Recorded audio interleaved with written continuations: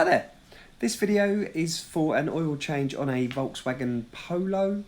This is a 1 litre engine code CHYA, and all you need to do the oil change is a new filter, a sump plug and washer and some new oil. So first we're going to jack the vehicle up into the air. You can use a jack and axle stands. I've got the car on a ramp here, and the first thing we're going to do is remove the undertrain. There are 9 Torx 25 screws holding the undertray in place. I always find it easiest to unscrew all the screws on one side first, leaving the rearmost screw, and then unscrewing the screws on the other side. This way, when we undo the very last screw at the back, we can just drop the undertray down and slide it backwards and down. So I like to run the vehicle up to operating temperature before I drain the oil. This just makes the oil more viscous and you can drain more of the old, dirtier oil out of the engine. So we crack off the sump plug here. This is a 19mm sump plug, and I've got an oil drainer underneath the vehicle, but you can use a tray or a dish just to catch the old oil. And what we're going to do, we're going to let the oil drain until it is just dripping out of the engine sump. So while the oil is draining, we can then move on to the engine oil filter, which is at the frontmost part of the engine.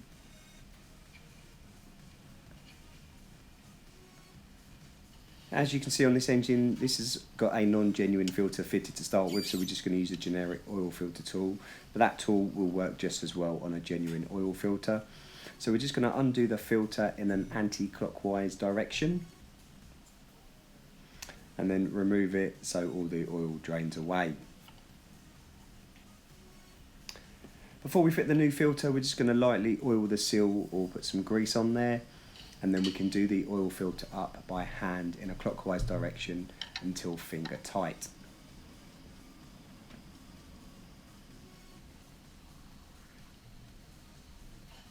If you look at the writing on the oil filter there, you can see that it says that the oil filter is to be torqued up to 20 Newton meters.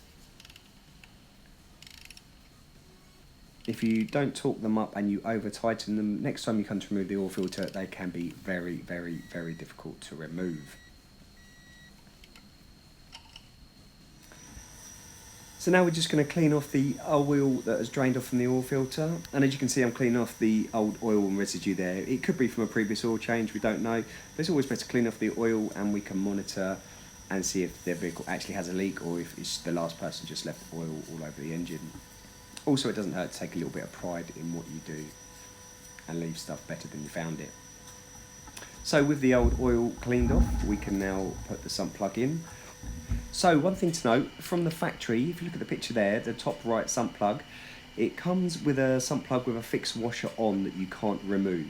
This is always thrown away at the first service and replaced with a separate plug and separate washer. And we do the sump plug up to 30 Newton meters. These plugs are very easy to strip, so I highly recommend that you do torque them up to the correct setting. And with that done, again, we're just going to get some brake cleaner on there and clean off the old oil and just leave it a little better than we found it.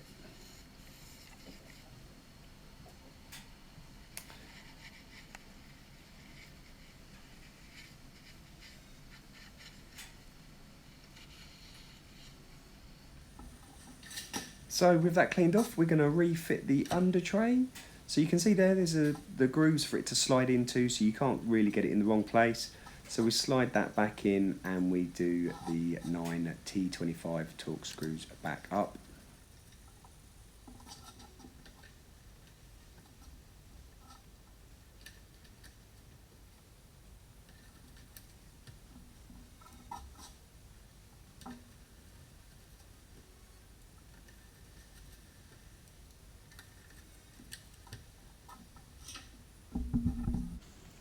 So with the undertray back on the vehicle, we can then lower it back down to the floor and we can start to get some oil into this engine.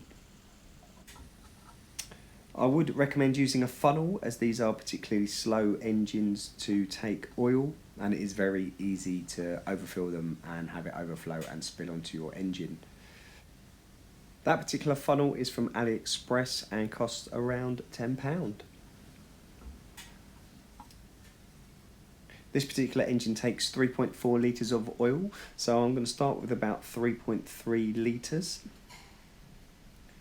And we're going to clear the dipstick there, and as you can see there, the top of the dots is where we're aiming for on the dipstick. That's your maximum level. So we're going to dip it back in now, pull it out again,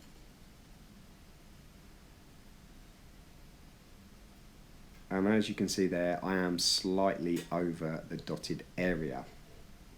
But what we're going to do now, we're going to remove the funnel and put the dipstick back into the engine.